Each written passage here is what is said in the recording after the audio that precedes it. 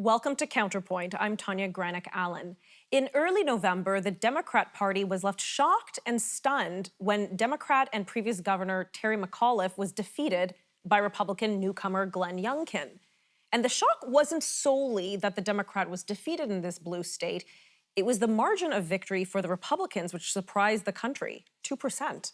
Recall that President Biden carried that state by a whopping 10 percentage points in the 2020 presidential election. So why was this surprising result achieved? What issues dominated in that election? Enter Loudoun County.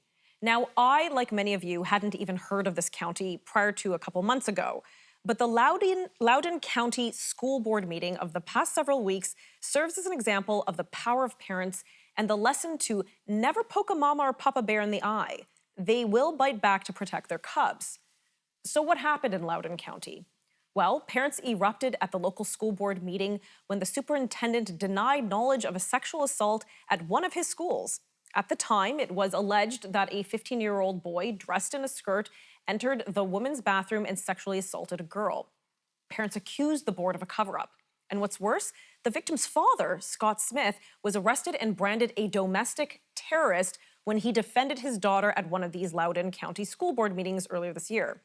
And now, Loudoun County Board of Supervisors has branded this group of concerned parents who mobilized to challenge school board members as alt-right, even though the group even includes Black and Jewish parents. But guess what? The parents won. They made their issues with education into one of, if not the main, election issue, and in backing Youngkin, managed to win. So what does this mean for parents in Canada who have similar concerns with what their children are learning? Everything from gender ideology to critical race theory factored into the Virginia governor's race. Will that be a factor in upcoming provincial elections here as well? Well, joining me now to explain what happened in Loudoun County is Asra Nomani, the Vice President for Strategy Investigations at Parents Defending Education. She is also co-founder of Coalition for TJ, a group of parents and community members in Virginia, a former reporter for the Wall Street Journal, co-director of the Pearl Project, and co-founder of the Muslim Reform Movement. Asra, thank you so much for joining me today. Oh, thank you so much. I feel like we're here right at the tip of the spear. Oh, absolutely. And I've been following from a distance of what was happening in Loudoun County. So I'm thrilled to be able to bring this topic to our viewers so they too can understand and see what were some great takeaways. So I guess I'll start in the general. What happened in Loudoun County? Well, it's just remarkable because, I have been a journalist for my entire career. I love war reporting as a concept because it's important to be in the trenches, right, of society. Little did I know that I would actually be a war reporter here sitting in Northern Virginia. But in fact, out there in our streets, in our schools, in our school board meetings, we have had this war, and it's been a battle about what our kids are taught in schools. And unfortunately, after the tragedy of George Floyd's death in May 2020, social justice activists and ideological groups decided that they were going to put a target on our children. They decided that they would use this opportunity to get into our K through 12 schools in the United States. And this is now a global movement. I mean, this is something that parents in Canada have to pay attention to because they are coming after our cubs. And I'm not kidding about that because there's literally a book that I've gotten called Woke Baby. And this book kind of illustrates, a little bit bright, I know, but it illustrates exactly the ideology that they are trying to bring into our little kids' minds. And this is something we all have to be vigilant about. So you mentioned May 2020, obviously at the very unfortunate death of George Floyd was perhaps the spark that got this all going. But this has been marching for many, many years previous. I mean, I know in Canada we've had books like Woke Baby or I'm Jazz in our school system since 2016. Yeah, you have been a leader as a parent advocate, and I really admire the work that you've done because it's not easy. I mean, this is something that is very personal in the lives of families. Parents always fear retaliation. So this dynamic of critical race theory, this ideology that sprang out of law schools in the 1980s, has slowly been emerging, as you mentioned, into teachers' colleges. And what happened is it just got put on steroids in the summer of 2020. Okay, Asra, I So have what, to jump to commercial yeah, break, but I want to oh, unpack sure. critical race theory in just a few moments when we return.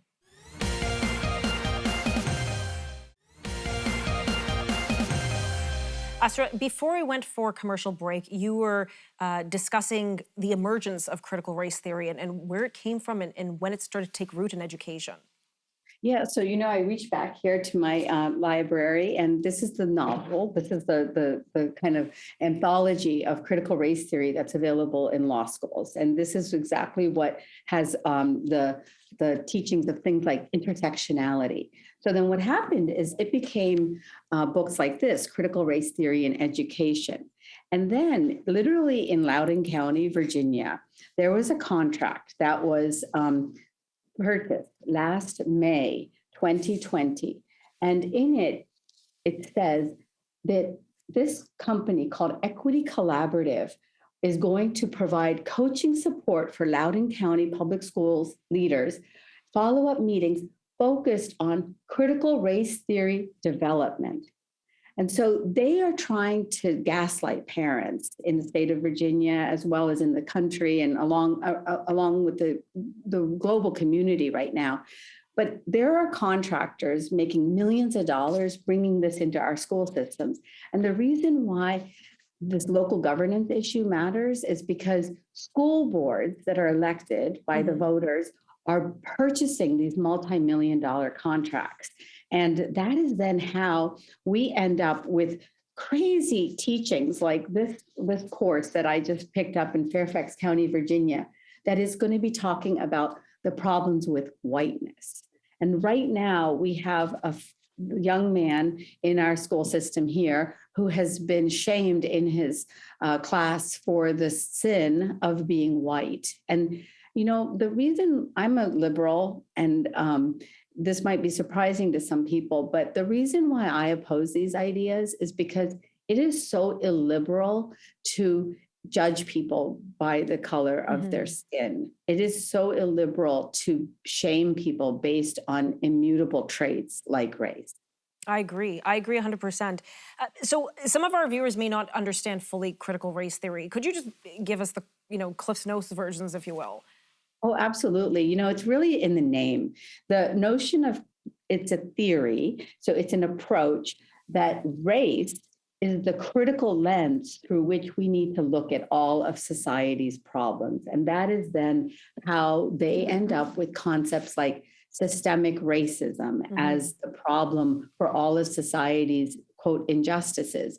We all know that things are very complicated. I come from India, and yes, we faced a history of white supremacy. That was colonialism. My parents survived this. I am the first generation born out of colonialism and white supremacy. But I know that brown people can be unjust to brown people. Black people can be unjust to Black people. There are many injustices we face in the world, and we cannot replace the old hierarchy of human value with a new hierarchy of human value that judges people based on race and identity markers like sexuality or gender. And so that is really why all people of conscience should oppose critical race theory and its approach. And, again, it's been about a year and a half since this sort of started becoming implemented in schools. Parents, you're pulling reports and studies. A lot of parents send their children to school. They have no idea what they're learning. So was there a certain event that kind of lit the spark to all this parental opposition in Loudoun County? Yeah, well, what happened, interestingly, is first in Fairfax County here across the border in Northern Virginia, we are the first suburb that you hit as you come west, sort of, and then you get to Loudoun County. Yes, just southwest of D.C. Exactly. Yeah. And so we're right on the banks of the Potomac. It's beautiful. It used to be farmland. And this was where George Washington imagined building a canal system to the west. Wow. Well, here in Fairfax County, in June 2020, we have a school called Thomas Jefferson High School for Science and Technology. That's where my son attended. That school is mostly minority. We have 70% Asian students. most of our families are immigrant, like my family. Hmm. Well, the principal decided after George Floyd's death that she was going to use this opportunity for her activism. And she then lectured us, parents who have come from India, China, Eastern Europe, that we needed to check our quote privileges. And I was just, Wow. yeah, I was just shocked and stunned because I thought of moms like Yuya and Zoe who literally stood in front of the tanks at Tiananmen Square in order to protest the communism. And she was a survivor of the Cultural Revolution. So that's what sparked it for us in Fairfax County. Same Can thing I just started pause you there? happening. We have to unfortunately cut to commercial, Yes, but yes, I want to yes. continue this discussion right when we return.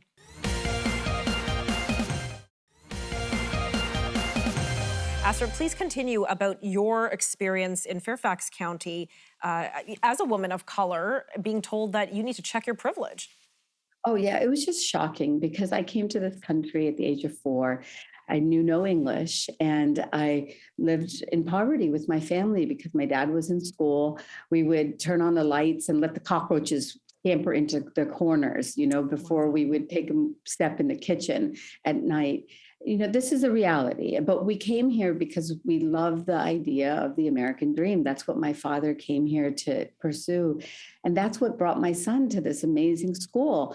He worked so hard and they work so hard, these kids. And for the principal to lecture the students and then the parents for this journey that we had made was just so unconscionable to me. And the reason why she did it is because she wanted to shame us for having become the inconvenient minority, right? We defied the ideas of the systemic racism that is such an oppressor that it doesn't allow you to succeed in the West. And so then what happened is they used this excuse to get rid of the merit-based admissions test to our school. And how does this all connect to the Youngkin campaign and his victory? Well, you won't even believe this, but advanced math was an applause line at campaign appearances. Wow. Yeah, because it's just like you said, like nobody can get between a mama bear and their cub, Right. And you try to tell us that the school system is now going to stand in the way of our children's advancement, and you've got a problem. Yeah, And that's especially when it's ideology that's driving it, and you just want your kid to go to school, learn math, learn how to read, how to write, and succeed, and go on to post-secondary. But when yeah. ideology is interfering in that natural learning process, we've got a problem. Yeah, and that ideology is doing something really dangerous. And every mama bear and papa bear is very mindful and aware that our little cubs, are beautiful beings. They're beautiful, beautiful beings, divine creatures of this earth, right? And they are so remarkable. And what they're doing now is in the name of activism, they are messing with their healthy development in identity. They are interfering from the earliest levels with books like this Woke Baby. And this is an issue that you know well, but this book that we had was also emerged in Fairfax County called Gender Queer. And, I can't even show the images in this book because they're so explicit. They include porn and pornography and These are books in pedophilia. a child's library in a school. In the middle school library, available to 12-year-olds. And it's got an image of a man having a sexual relationship with a boy. And this is what, going back to, the point you made about Loudoun County, this is where parents lose it, because when you start really messing with the kid, endangering their personal safety, like in the case of this poor girl, and then the next girl that was assaulted in the Loudoun County schools by, a young predator who was allowed to move from one school to the next. You've got a problem. And, we are not domestic terrorists. We are just loving parents. Absolutely. And that's where the government just went into overreach. And that's what in Canada, that's what parents have to watch out for also. Okay, in the minute we have left before commercial, let's talk about that incident, that crime in Loudoun County. What happened with that boy? Oh, it's just such a tragedy. This was a troubled boy, as we can imagine is the case. And he was a predator, is a predator, and he groomed a girl into a relationship in Loudoun County in her school. And she met him in the bathroom. And she was such a brave girl on the witness stand because she said, just like liberal feminism teaches, nobody has a right to her body, right? Like just because she met him did not mean that he had any right. And he then engaged in rape, sodomy. This is, the point that put you in the public eye years ago. And that's why you've been such a leader, because you dared to say these words, about how these kids are being exposed to concepts and crimes that should never be allowed. Right. And so that poor girl, went to the principal. The father got in trouble in the school because he got so angry that they were hiding things. And then, as you mentioned, he was arrested. Asra, please continue about this case, this tragedy in Loudoun County. Yeah, I mean, it is such a tragedy because we all trust the school systems. And we know, Canada knows, Canada has done some very important work, right, about failures it has had in history on and not protecting children. And that is the same type of vigilance that we need to have today. Like we cannot decide that, a certain type of activism is okay. Like we don't want any politics in the schools. And what happened is that in the interest of political correctness here in Loudoun County, the school system transferred this young sexual predator from one high school to another high school. What a mess. And there he found a new victim and Oh. he sexually assaulted her also. They're liable for that. That's terrible. I'm disgusted to hear this. Obviously, I'm getting very emotional here, but how can you? These are children. Yeah, and we have held all institutions accountable, right, on these points. We have made important progress in society, and school systems cannot be exempt. Correct. No matter what type of activism they claim to be doing, the protection of our young innocent babes is the most important priority for any school system. And again, the government response, and you could share with us maybe which branches of government or what offices said, but they branded these parents who showed up to the Loudoun County School Board meeting and were demanding answers, including arresting the father of the rape victim, calling them domestic terrorists. How is that even possible? Yes. So this father, Scott Smith, would have simply been a footnote in a letter from the National Association of School Boards to the President of the United States, if you can believe this. They sent a letter to President Joe Biden saying that parents had become domestic terrorists. And this poor dad was Exhibit A. And he would have gone down in history as Exhibit A, except his brave daughter, his brave teen daughter, went into court and testified against the predator who had assaulted her.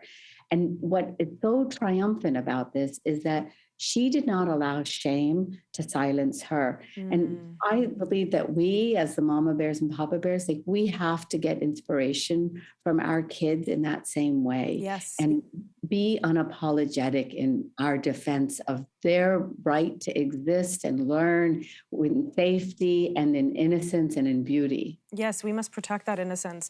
So, I mean, again, we could talk about this for hours. We only have a couple minutes left. So what was your impact in the election, the governor's election in Virginia? It was shocking, the result. Yeah. As you can imagine then, those parents, our parents who were told that we needed to check our privileges, you know what we did? We stood up, we fought, we spoke up, school board meeting after school board meeting, and we never allowed ourselves to get shamed. And trust me, coming from an Asian family, I know a little bit something about shame. And I know, though, that you have to be unapologetic when you're fighting for your values. Right. And so that's what we did. And we voted. That was the most important thing. And when we voted, we then threw out this government administration that had allowed critical race theory into our schools. It was the Attorney General, in fact, in Loudoun County that went along with this ridiculous activity that allowed this predator to continue out in the school system. And so what we changed the governance in Richmond, our state capital, and Governor-elect Glenn Youngkin has now stated clearly that he's going to support merit education. He's going to get critical race theory out of the schools, and he is going to find out what happened in Loudoun County on the case of this young girl. Wow. So, knowing we have in Canada, and like I come from the province of Ontario, in our province, we have critical race theory in schools. We have gender ideology. We have a lot of radical ideology being taught in schools. What, in the 30 seconds we have left, what words and advice do you give to parents here in Canada? I say always be educated, don't let them fool you. Don't let them gaslight you. They use tricky words like anti-racism and cultural responsive teaching, social emotional learning in order to be Trojan horses for the ideas that come out of this book. Ultimately, understand your values. If you believe firmly and deeply that nobody should be judged by the traits into which we were born, then stand up for that principle, because these children have to be empowered. This is the idea that we got in society today, and we cannot shame any child. Dunce caps are a thing of the past.